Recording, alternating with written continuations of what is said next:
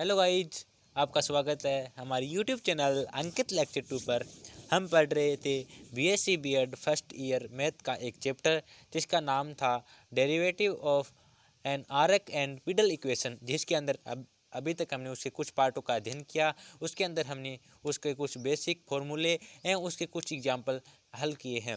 अब हम करेंगे उसके आगे के एग्जाम्पल। चलते हैं, आज हम चलेंगे एग्जाम्पल नंबर 5 पर। मैं ले चलता हूँ आपको एग्जाम्पल नंबर 5 पर। तो देखिए, ये रहा हमारा एग्जाम्पल नंबर 5 जिसका हमें बेसब्री से इंतजार था। देखिए, हम पढ़ रहे थे पीडल इक्वेशन, ठीक है, and derivative of an arc. Okay, तो सबसे पहले हमने अभी तक 4 जो इसके एग्जाम्पल थे वो कर लिए। अगर आपने नहीं देखे हैं तो आप इस चैनल पर जाकर पीछे की जो आप प्ले लिस्ट मिल जाएगी, आप उसके अंदर देख लेना, ठीक है। तो हम अब करते हैं इसका आंसर स्टार्ट। इसके लिए क्या करते हैं, प्रदर्शित करना है क्वेश्चन। देखो, मैंने सब आपको बोला था कि अगर क्वेश्चन की लैंग्वेज अगर अच्छी तरह से समझ ली तो आपको क्वेश्चन करने से कोई नहीं रोक सकेगा।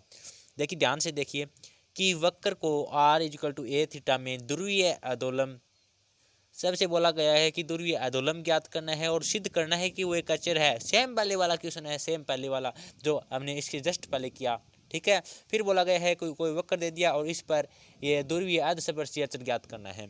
तो देखिए, मैंने कहा कि आपको क्वेश्चन देखते ही उस पर अटैक करना है। तो चलिए अटैक करते हैं। अटैक करने के लिए आपके पास हथियार होने चाहिए। हथियार आपको खुद को अपने लेकर आने होंगे। हथियार लेने के लिए आपको मेहनत करनी पड़ेगी। मेहनत के लिए मैं बता दूं कि सबसे पहले हमें ध्रुवीय अधोलंब अचर ज्ञात करना है। तो ध्रुवीय अधोलंब का फार्मूला हमें पता होना चाहिए, ठीक है। ध्रुवीय अधोलंब, और वो भी क्या ज्ञात करना है, ध्रुवीय अधोलंब एक सिद्ध करना है कि वो एक अचर है। क्या होता है ध्रुवीय अधोलंब, dr/d थीटा, क्योंकि ये जो इक्वेशन है वो एक ध्रुवीय रूप में है, ठीक है। तो चलिए, ध्रुवीय अधोलंब किस पर अचर सिद्ध करना है, इस वक्र पर करना है। तो ले लेते हैं, वो वक्र क्या था, r = a थीटा। इसे इक्वेशन नंबर 1, ठीक है, ये था हमारा। अब लिख देना समीकरण 1 का थीटा के सापेक्ष अवकलन करने पर, ओके, लिख देना। तो अब करते हैं इसका किसके सापेक्ष, थीटा के सापेक्ष अवकलन कर दो। इस टर्म का क्या होगा, ध्यान से देखना। r = a थीटा है तो dr/d थीटा = क्या आ जाएगा, a और थीटा का 1, यानी इसका आंसर क्या आ गया, ये आ गया। इसका डेरिवेटिव कर दिया और ये हमें तो निकालना था, dr/d थीटा लेके आना था, क्योंकि हमें तो ध्रुवीय अधोलंब चाहिए। मैंने कहा कि आपके पास हथियार होने चाहिए। हथियार क्या था हमारा, हमें सबसे पहले हमें याद होना चाहिए कि ध्रुवीय अधोलंब का फार्मूला क्या होता है। हमने देखा कि उसका फार्मूला तो dr/d थीटा होता है। अंततः हमें उसकी जरूरत पड़ेगी, यानी dr/d थीटा है वो उसको लेकर आना पड़ेगा, ठीक है। तो हमने उसको लाने के लिए तैयारी स्टार्ट कर दी और हम dr/d थीटा लेकर आए, ठीक है, और जिसका मान a आ गया। और हमें ये तो सिद्ध करना था कि ध्रुवीय अधोलंब एक अचर है। तो a क्या है, यहाँ पर a क्या है, कांस्टेंट है, और ये तो हमें सिद्ध करना था कांस्टेंट वैल्यू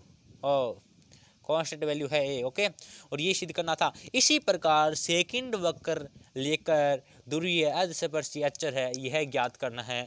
तो चलिए करते हैं, ओके।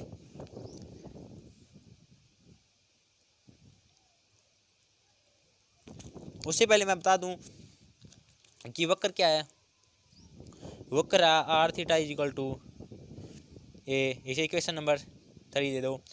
और हमें ज्ञात क्या करना है, ध्रुवीय अर्धस्पर्शी। तो देखिए, अगर आपको ये पता ही नहीं होगा कि ध्रुवीय अर्धस्पर्शी क्या होता है तो आप किस प्रकार ज्ञात कर सकोगे। इसलिए मैंने बोला कि आपको इसके लिए पहले हथियार को मजबूत करना होगा। हथियार क्या है हमारा, ध्रुवीय अर्धस्पर्शी।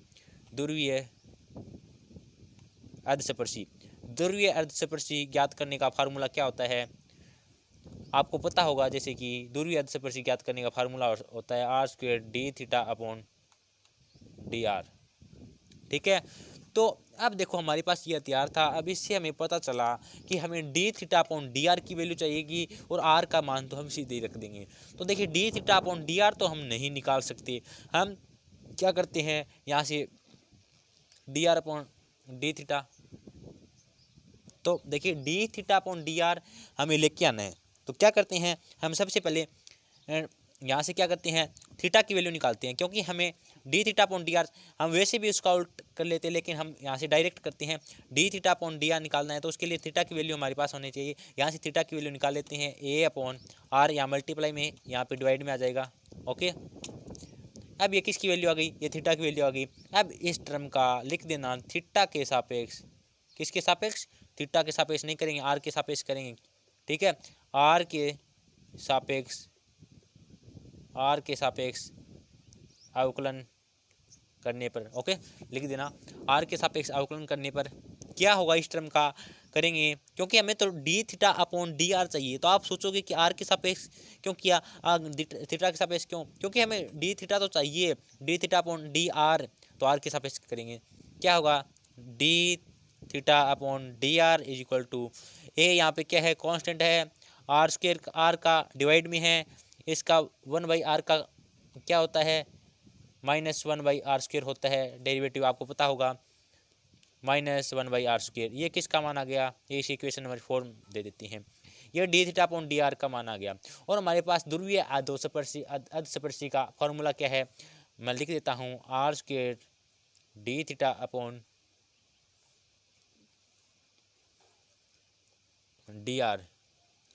ओके, तो आर स्क्वायर देखो ये टर्म है वो किसकी आई है, only D theta upon D R का मान आया है, हमें तो उसके साथ इनटू में आर स्क्वायर निकालना है, तब जो मान आएगा वो हमें पता चलेगा कि कांस्टेंट है वैल्यू है या नहीं है। ठीक है, तो ध्यान से देखना कि आर स्क्वायर तो D theta upon D R की वैल्यू क्या है, D theta upon D R की वैल्यू है -k A upon R square, R square से आर स्क्वायर मल्टीपल कैंसिल, तो यहाँ से आ जाएगा -k ए, और जो क्या है एक कांस्टेंट वैल्यू है, यहाँ हमें माइनस से कोई मतलब नहीं है, हमें तो कांस्टेंट है या नहीं है ये देखना है। तो ये क्या है, कांस्टेंट वैल्यू है, यानी हमें 2 वक्र दिए गए थे, हमें उन पर चेक करना था कि ये कांस्टेंट है या नहीं है, चेक नहीं करना था, हमें सिद्ध करना था, जो हमने सिद्ध कर दिया था। ठीक है, इस प्रकार हमें इन क्वेश्चन को सिद्ध करना है। देखिए इजी क्वेश्चन, अगर जो हमें चाहिए अगर वो आपको मिल जाता है तो हम क्या कुछ भी लेकर आ सकते हैं। जैसे हमें ध्रुवीय अधोलंब का पता था, ध्रुवीय अधस्पर्शी का पता था, इसलिए मुझे पता चल गया कि हमें क्वेश्चन में किसकी जरूरत पड़ेगी, यानी D R upon D theta चाहिए या फिर D theta upon D are चाहिएगा। उसके अनुसार हम उसका मान लेकर आए और जिससे हमारा क्वेश्चन है वो इजी से सोल्व हो गया। तो अगर आपको इसी प्रकार ये सभी फॉर्मूले याद होंगे तो आप चुटकियों में इसके सभी क्वेश्चन कर सकेंगे। चलिए मैं ज़्यादा टाइम वेस्ट न करते हुए मैं आज आपसे विदा लेना चाहता हूँ। अब हम आगे की क्वेश्चन है वो नेक्स्ट वीडियो में करेंगे।